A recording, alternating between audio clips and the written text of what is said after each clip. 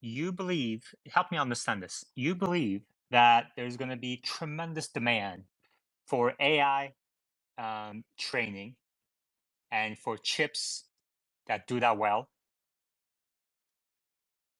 as far as the eye can see. And you believe that most of that training will be done on Nvidia chips, and yet you don't own Nvidia stock except for maybe some ETFs, right, or some funds. That's correct, but I think part of that is because of the sky-high PE that Nvidia has. Um, while I do agree, and I've heard you say this is a bad way to think about it, but this is how I think about it. I usually look at the PE and I say, am I willing to hold it for that many years? Because that kind of reflects the time to double in my mind. Or do I think this business is going to be as steady for that entire period of time? And I don't think that's the case. Even if I divide it by like a factor of four or something like that, I think the next 3 to 5 years is clear. But then after that, I agree with Chris Latner a lot that what's going to happen is we're going to see more and more custom ASICs. We already know that Amazon has some under development. Apple's already been doing it. Uh, Microsoft has talked about the fact that they're going to be doing it.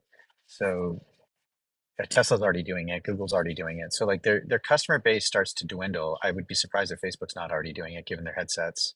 So there's a lead time on these things, but the winner is TSMC, not Nvidia. Well, Warren Buffett agrees with you on that, I believe. Omar, it looked like from your emoji that you also agree that custom A6 is the primary challenge for NVIDIA. But you own NVIDIA stock, right? Even at these high PE. So if you agree with Meta on that, then why do you own NVIDIA with such a large portion of your portfolio? Well, it keeps going up, so that's kind of fun, you know. Um, let's see, it's about 13% of my portfolio, whereas Tesla is now about 30. So it's less than half the size of my Tesla position. So, maybe that should be reversed. Maybe I should have had 30% Nvidia. But, you know, um, Tesla FSD, which I love, is created using Nvidia chips, right? And that's just today. Maybe tomorrow will be something else, who knows? But the process of making FSD involves, buying Nvidia chips and then creating the model. So these chips can be used for a lot of things. I mean, it's kind of funny. They started out as like gaming graphics cards. So these cards were originally created so that you could play, Doom or whatever, play Halo. And then with AlexNet in 2012, they said, hey, we can train neural networks with these. And that was very sort of unconventional at the time. It kicked off, everything we've seen over the last 10 years. But it was mostly because it was available. Because people are playing a lot of video games, these cards are at Best Buy. You can go pick one up. You can order one from Amazon or whatever. They were readily available. Now, with AI becoming a major use case of its own, I do think that we're going to see more chips that are designed just for inference and training, rather than sort of, just using a GPU or something like that.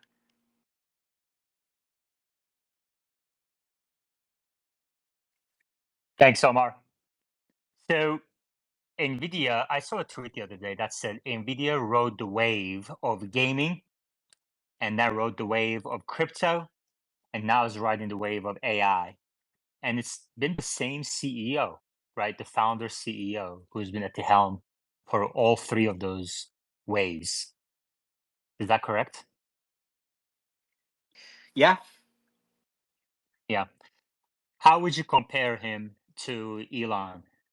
Are they comparable? How would you compare and contrast the two CEOs? Well, to be honest, I don't know all that much about Jensen. I know that I think like he's from Taiwan or something like that, and he's a great engineer. I went to school down in Santa Clara, so we had Intel and Nvidia as our sort of local chip making companies there. So that's also why I have a, positive feeling about them. I followed them for some time. They would have events down in our school and, give us tours and stuff like that. So they're a great company, a local company. They make amazing chips. They used to supply the computers that went into Teslas. Now Tesla makes their own computers. They supply a lot of training computers to Tesla.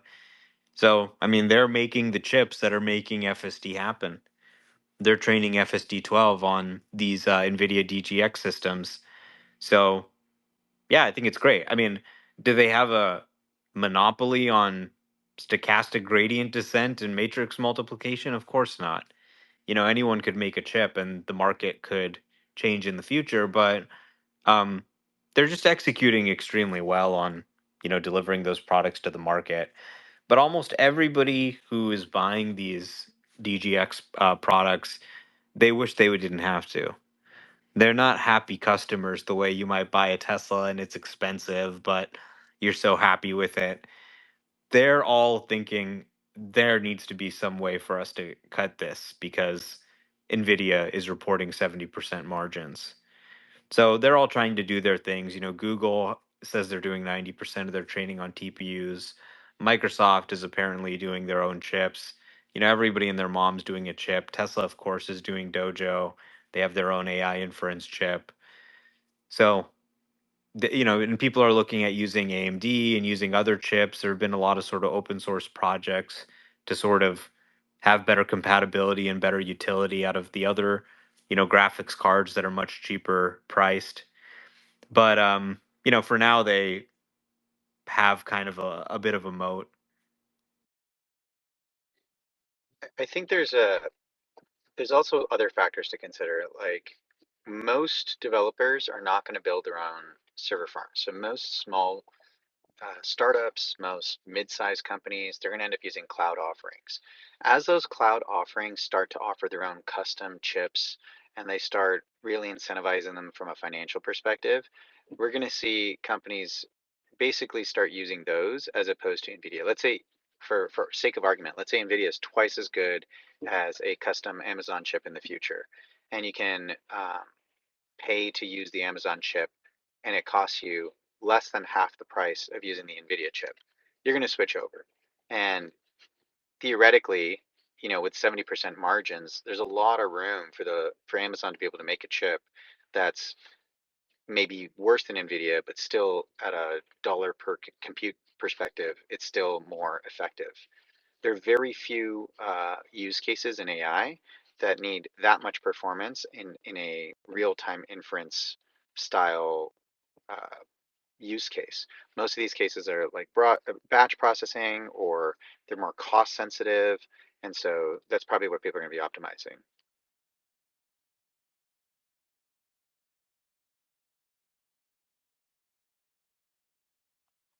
Thank you.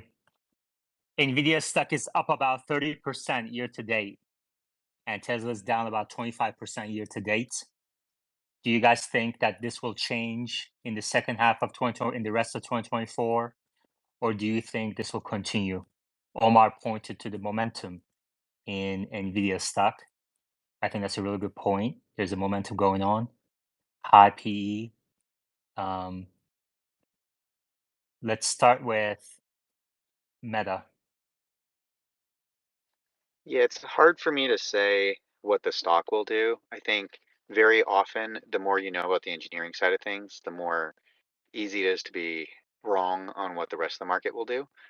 Um, so yeah, I think momentum wise, looking at short term focus, things like that, NVIDIA will probably continue to do well.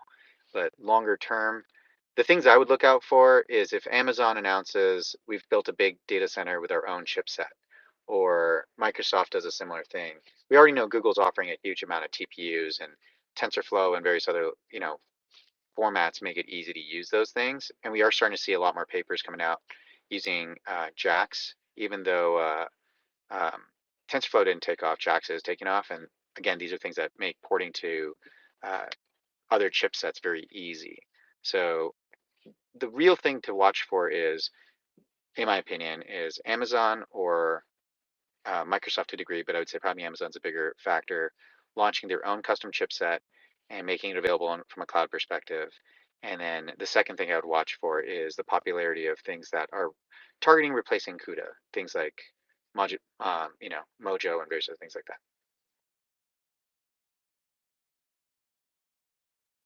Omar, do those possibilities concern you as an Nvidia shareholder? Well, I think as an Nvidia shareholder, it's very much kind of a bubble and bust sort of market where you have these various waves that people get super excited about. Oh my God, crypto. Everybody's buying Nvidia GPUs to mine Ethereum. This is going to be huge. And oh, then suddenly the crypto market crashes and nobody wants to buy these GPUs anymore. And so with AI, it's sort of interesting because you have sort of the chat GPT moment that everybody talks about, where everybody said, oh my God, these LLMs are incredible. And I mean, they had GPT-3 for a while, but it was really the chat GPT moment where everyone realized it was incredible.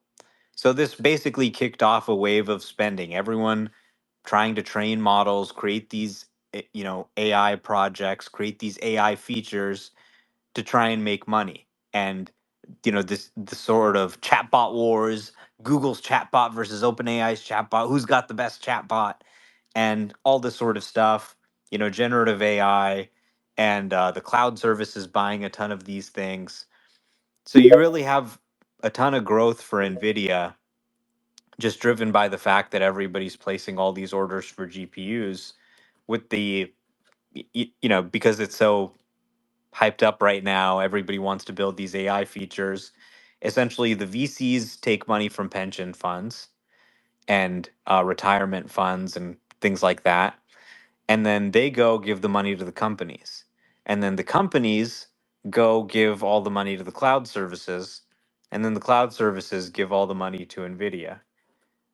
So, the end product here is really the LLM or the AI product or somebody who's actually getting some value out of it. But when you sort of look at the hype about, super intelligence or that kind of thing, and then you look at today's LLMs, they're actually pretty stupid. So, just in a down to earth kind of basic unit economics business sense, is the cost of inference lower than the value the users are willing to pay for? And I'm not sure that's the case today. Of course, when ChatGPT launched, they famously said the costs are eye-watering. With features like Microsoft Copilot and stuff like that. I'm not sure how much that's changed, but I'm guessing they're still probably bleeding a lot of money on inference. And the number of people who are willing to pay an extra $20 a month or $30 a month for Office Copilot or whatever, I think this stuff is really being commoditized. You have really strong open source models. Mistral, a lot of people are building on Mistral. Llama 2, Meta says they're going to release Llama 3 for free. They say they want to train an AGI and release it for free. So, okay, how do you get the user to pay $20 a month when they could maybe just inference this on their MacBook and not pay anything, and have a model that's pretty decent, if not as good as the best class OpenAI model. So if the money at the end doesn't actually materialize, then the growth of the chip hardware is going to slow too. And you know there's two things are going to happen. One, the capability of the AI will improve dramatically to the point where it's creating so much economic value that it's no contest. Or two, companies will realize that it's a little bit harder to make money on this than they think. A lot of people look at software and they think, oh, big, fat, juicy software margins. You hire two coders wearing a hoodie and you give them, some Doritos and they make an app that's worth $1 million. That's not what it's like in the AI world. To train a world class model, we're talking about millions of dollars spent on these training runs, right? So it's a very different set of economics than we're used to in software. And I hope we like achieve AGI and there's so much value, but it's also really easy to see that things could be incredible and really great, but still not live up to the hype.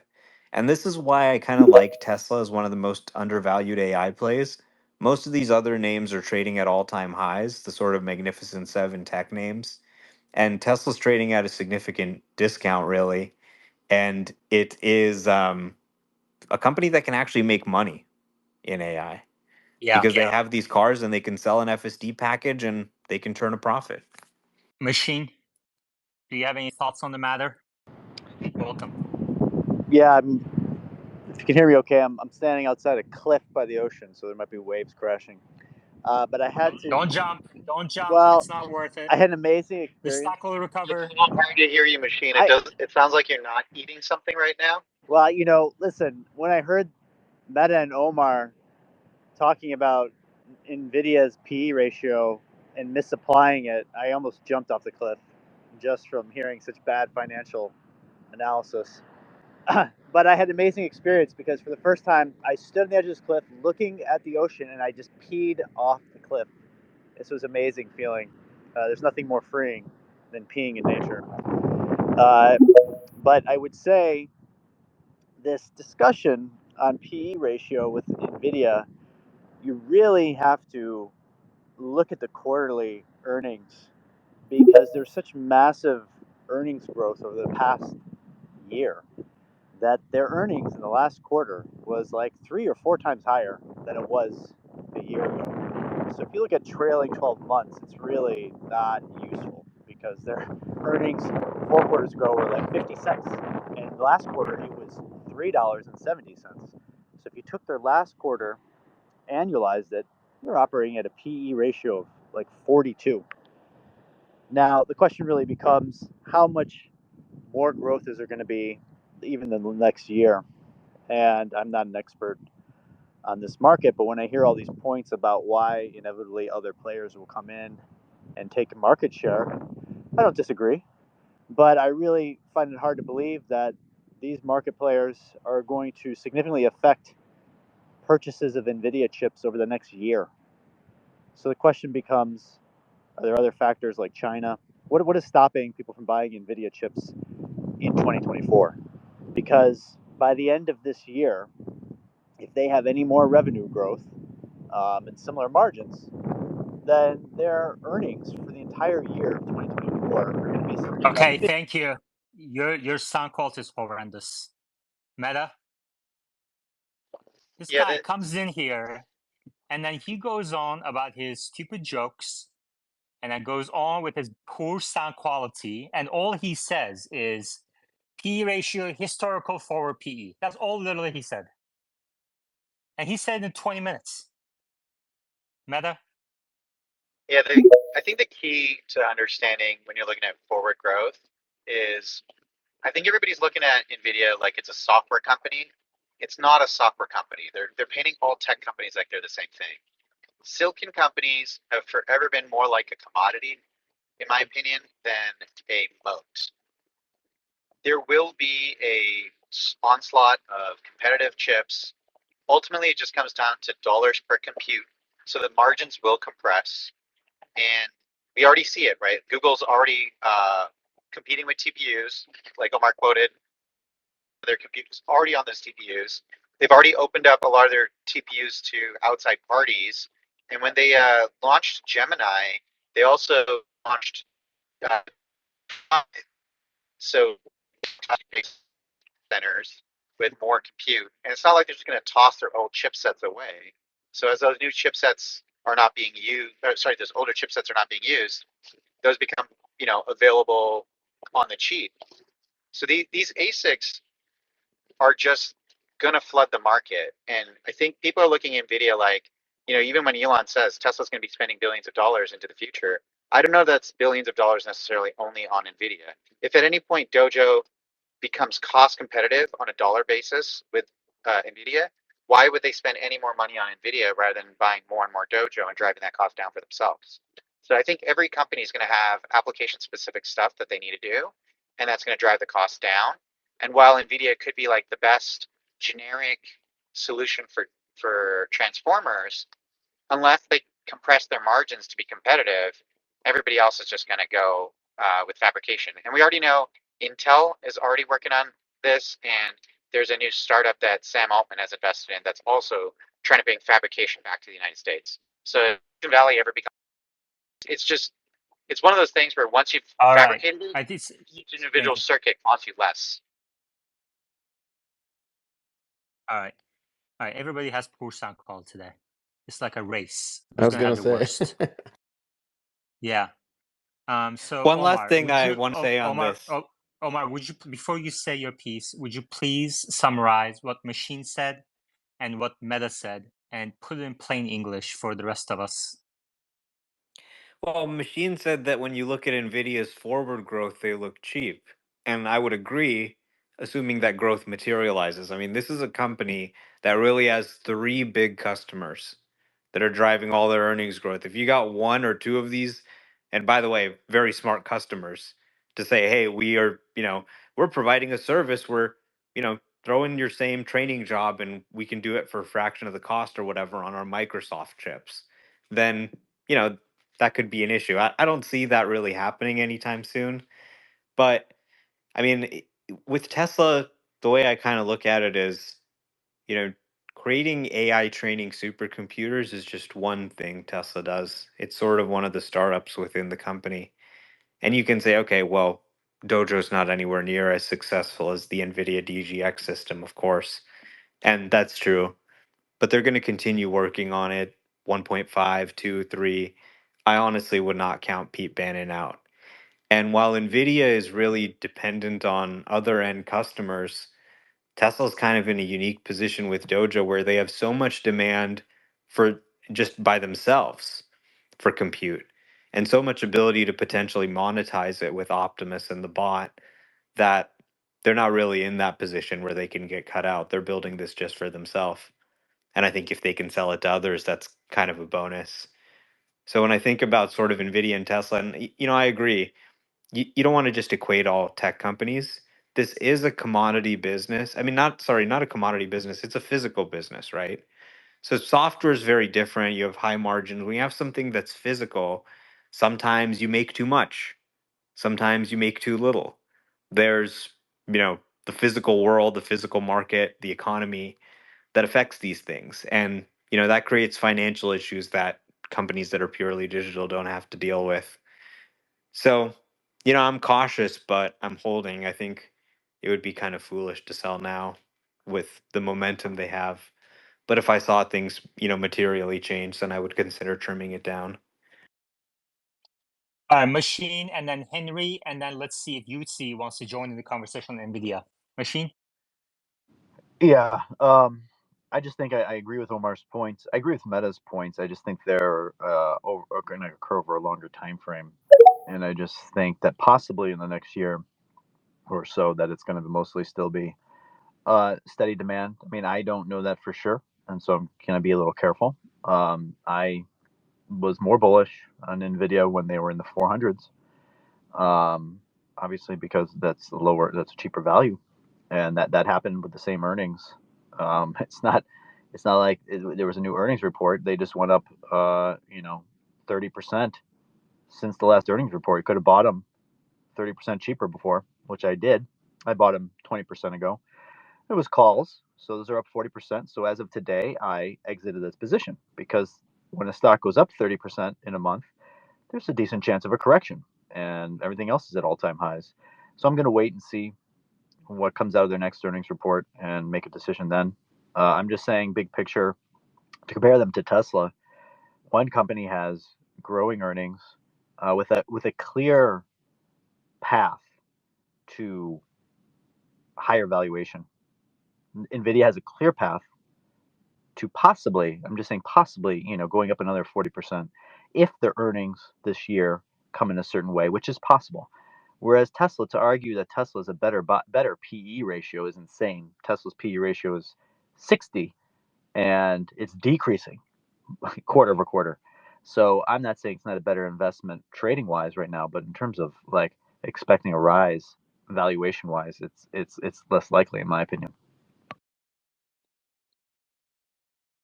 Henry, do you have any thoughts on what Meta, Machine, Omar have said? Would you like to kind of mix in your expertise in AMD as well? Yeah, well, I'll just comment that. Well, I kind of agree more with Machine here, because I think that Nvidia is going to have this level of demand for way over a year, possibly 2, maybe 3 years more, because it takes a long time to qualify a chip. Never mind engineering it, designing it, and prepping it to bring to market.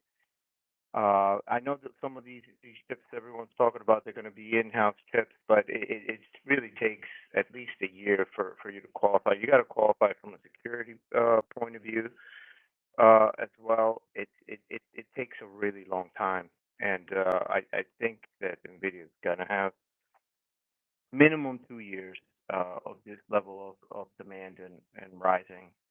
Okay. And we saw So similar. Henry Yeah. says, thank you, Henry. Henry Yeah. says, agrees with Machine that in the near term, 1 to 2 years, for the foreseeable future, Nvidia has the market on a lock. Nvidia is going to dominate AI chip, training chip, especially space, for at least the next 2 years. And then we'll see if others can catch up.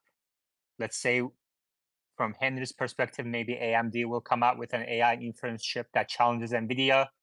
Or from Meta's perspective, maybe these mega tech companies, especially Amazon and Microsoft, will introduce their own custom ASICs.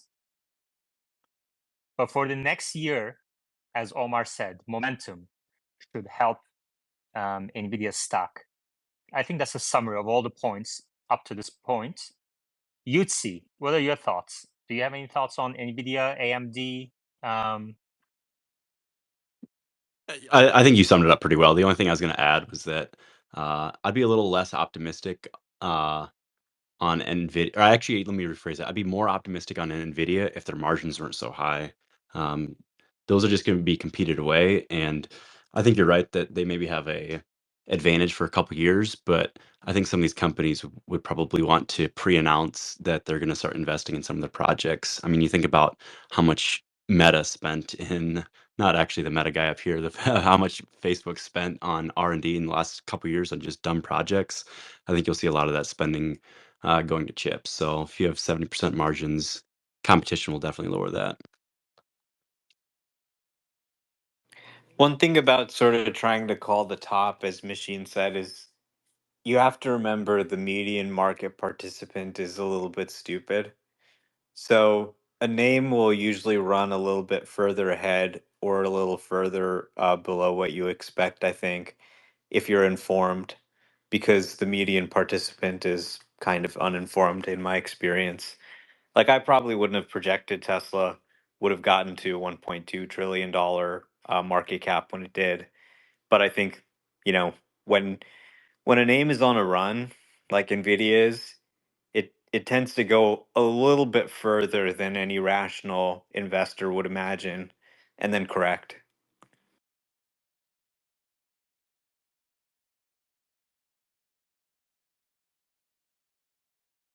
Meta, anything else to add?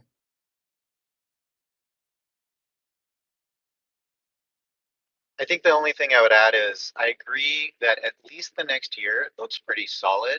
I think Yutzi's point is very valid that like Amazon could come out tomorrow. Let's say negotiations are in flight with Nvidia and they're not going well. They could come out tomorrow and announce a big deal with AMD, or they could announce their own chipsets, which is known that they've been working on because they've got some previous versions of them already available in the cloud. But suppose that happens, that's a big potential headwind. And so for me, I think the next year, I agree, Nvidia is probably going to be there doing well. I'm not going to speak to like the stock momentum. I think that's a valid point. But I would say the maximum is 4 years. So when you ask me why I don't invest in it, it's just my investment style is to buy and never sell. So I just don't want to buy Nvidia for that reason. Got it. Just a quick reminder, at the top of your screens, I posted a link to my YouTube channel. trying to get to 1,000 subscribers in order to be able to monetize. If you could please like and repost that post at the top, I would appreciate it. That's a really good discussion on NVIDIA, AMD, custom ASICs, and we don't have to cover everything today. So let's kind of leave that there. I want to talk to Machine a little bit about tomorrow's Fed meeting.